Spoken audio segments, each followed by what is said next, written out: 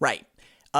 And we're at a point in our calendar that is a little bit more familiar than perhaps the last 2 months because we get into what we know of as off season in a real way because spring football will have been wrapped up. Kids would be getting ready to walk, and we would be really paying attention to the recruiting trail as commitments tend to start really ramping up and dominoes start to fall at the beginning and end of the summer.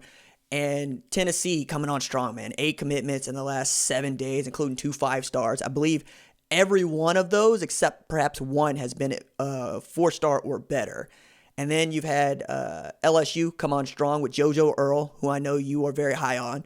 Landon Jackson out of Texarkana. And then yesterday, Garrett Nussmeier. And, you know, at the top, Ohio State, Tennessee got 17 commits. I think North Carolina's got 14. Oklahoma picks up its 5th. And Danny Stutzman, but I think the most important part of that is it feels like there's going to be a tremendous domino effect here in the not-too-distant future. What do you think, Colin? I agree. I mean, you just kind of saw it all take place. As you're mentioning, LSU picking up real heat, especially in the Texas high school football area. As you know, I mean, I'm very familiar with all those guys. You mentioned JoJo Earl, Nuss, a guy that's literally playing quarterback at my former high school. Brian Allen Jr. is a kid out of Toledo that I'm very close with as well. And I was wholeheartedly believing he was going to give a lot of various programs some serious looks, and then he just decided to jump the boat and commit early. And that's what you're kind of seeing right now is even though these kids aren't able to be on campus, I think it's kind of allowed them to follow their emotions a little bit more, maybe their instincts, and just trust where they want to go is actually the place they want to end up being at. So as a result, you're seeing programs like maybe LSU or Tennessee or North Carolina, programs that can really pull your heartstrings if you're a prospect, capitalizing on these opportunities. And so Tennessee, look, as someone who I grew up a big Florida Gators fan, I cover OU football. I've seen Tennessee over the past several years.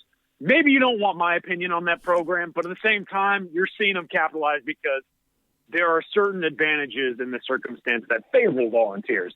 I think now that these dominoes start to fall, OU fans would then hope, okay, when do the dominoes start to fall in our direction? And that's when you kind of saw the Danny Stutzman thing take place. A commitment I think we all kind of expected after he was able to virtually visit campus. Now you just have to wonder and see, okay, if Nussmeier makes the move to LSU, if Stutzman finally makes it to Oklahoma, does this start to sort out the biggest question mark of OU football's recruiting world, and that is Caleb Williams in the Series 3. Does this mean it's all said and done? Well, obviously him releasing that top 3, I'm sure we'll get into it, would indicate that there's still some sort of open-mindedness to this approach, but I think we can all read between the lines here. Caleb Williams, Lincoln Riley have an outstanding relationship, and as long as that Sooner staff continues to build momentum between the two parties, I have a hard time believing that Caleb Williams won't be making it official sometime soon this coming summer. No, I mean, it kind of, I don't want to say blow up on his face, but that's how it feels like when you drop a top 3 at 11 that includes LSU, and then, you know, whether or not it was coordinated or not, Nussmeier comes behind with a commitment to LSU like an hour later, you remove your biggest question mark from the board. I mean, I guess we can't count Mike Loxley out because he's done a tremendous job recruiting to Maryland here in the last couple of years. But we know that when you want to play quarterback, there's not really a contest there between Maryland and Oklahoma. And we also know that you spent 4 days at OU in March, right? When you got a picture of Lincoln Riley hugging your mom in your Twitter profile. I mean, if he's been trying to keep it a secret, he's been doing a bad job, I guess is my point there. But like, what I find most fascinating about this is, like, I upload on Nussmeier committing to LSU, just like I upload on Stutzman and so forth, so on, because recruiting. But LSU stands really believe that they're going to get both Nussmeier and Williams in the same class, and I want to hear your response to that. No way. I'm sorry. Come on now. Like, let's not be delusional. I mean, there's no way that a guy like Nuss, who's a really good quarterback and, quite frankly, has really revolutionized and revamped that Marcus football offense, he does not commit somewhere unless he knows he's got a real opportunity to play here real soon. Right. So, look, you can say all you want. I understand you just won the Natty. Look, props to you. I'm not an LSU basher by any sense, but at the same time, you're kidding yourself. You really think a five-star quarterback that has all aspirations of making it to the league is going to go ahead and make it with another guy already in the mix who probably believes that he's going to get an opportunity. So, no, I'm sorry. I'm going to go ahead and burst that bubble real quick. Yeah, man. I thought that was funny because in the comments you're like, I guess he forgot that Texas took two signal callers in their 2020 class. And I'm going, well, Hudson Card is the guy they expect. And Quentin Jackson, while great, one, coming off an ACL tear, two, they really want him as an athlete. Like, I think he's going to get a shot in the same way that Roshan Johnson got a shot. There's going to, hey, we're going to get hurt over at this other position. We're going to be like, if you want to get on the football field, here's the best way to do that. But you also took two quarterbacks in the last class for LSU, right? In TJ Finley and Max Johnson. I don't see you doing that again because then you're just taking away spots that you probably should use for other positions. It's like I get the understanding for getting two quarterbacks in a class, especially in an even year for you, and it's an even year for both Oklahoma and LSU. And what I mean by even is you recruit the guy that you think is going to start for the next 3 years, and then you recruit a guy that perhaps can compete with that for that job, but not necessarily dependent because. I mean, that's just how this works. This is the reason why Bryce Young doesn't come to Oklahoma. It's because Spencer Rattler came in 2019. You get Chandler Morris in 2020 so you can go after a Brock Vandagriff or a Caleb Williams in 2021. It's just the way that quarterback recruiting works differently. So for you to load up at that position also makes no sense as both a recruiting coordinator and a head coach. I just don't see it. Like, I want competition on my depth chart, but I don't need 6 quarterbacks in my QB room. Yeah, and I think this is where I would feed into sort of the recruiting fiend of LSU fans.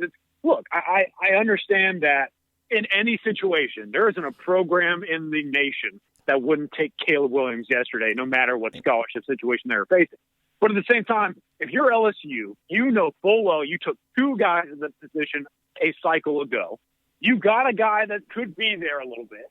You got a limited amount of scholarships, and the biggest thing for me is LSU has far more recruiting momentum right now than Oklahoma. Mm-hmm. So then why would you know that offer has to be committable and meaningful? Would you let it go to someone other than Caleb Williams? Like, read between the lines here, guys. Right. They made this decision. They allowed Nussmeier to join the class for a reason. They can spell out the letters just like we all can. So, look, at the end of the day, it's all fun and games. I know we have to talk about stuff, but at the same time, logic still applies in this crazy world of recruiting, and hopefully we can all apply it in this situation as well.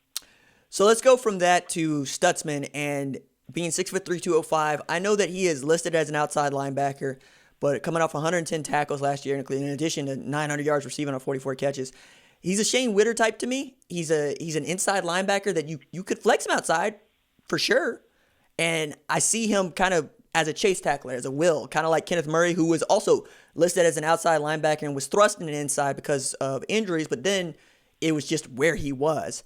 Where do you think that Stutzman fits on the defensive depth chart for Oklahoma? Yeah, I would put him at the will spot. I think the Mike backer spot is obviously going to someone else who would probably play more on the interior. But, I mean, Stutzman to me is definitely a guy that could play very well a little bit behind the line of scrimmage, but could also step up and provide that pass rush like Kenneth Murray did at times. I think he's agile. He's quick. He's a bigger body, like you're saying, 6'3". I think I saw him the other day listed in some places like 215. Mm-hmm. So you have a good foundation to build on. But at the same time, you also know that because of the linebacker positioning in Alex Grinch's defense, there's kind of a set role here. And unless you're a true edge kind of guy, you're going to be playing that will if you're athletic and around that size. So I think he fits very well, kind of like you're saying, that Shane Witter mold. Let him just run around, be free, make plays, because you saw it. If you go look at his stats from the 24/7 Sports Profile, not only is this guy kind of 110 tackles, but I mean, this guy had what? Double-digit sacks his sophomore year in high school. He was all over, 14 tackles for loss. Just, he's a stat sheet stuffer. And if you're that kind of player, you play the will backer spot and you just go for Alex Grinch and company. So I think it's a really good pickup. And I would also mention that, hey, Steve Wiltfong and the other recruiting experts in 24/7 Sports fully believe that Stutzman's the guy that could shoot up the recruiting rankings just like Witter did. So I would also mention props to Brian Odom for continuing to identify talent that's eventually going to be wanted by other programs across the country. I think this is a great evaluation, a great pickup, and a really nice fit at that eventual will linebacker spot in that defensive system. It's an interesting pickup too, because it makes me wonder whether or not you're done with your linebacker recruiting. Because if Kobe McKenzie can reclassify, that's obviously a spot that gets filled, right? So that would give you 2 in that 21 class. But if he doesn't, do you still pursue the linebackers that you're looking at?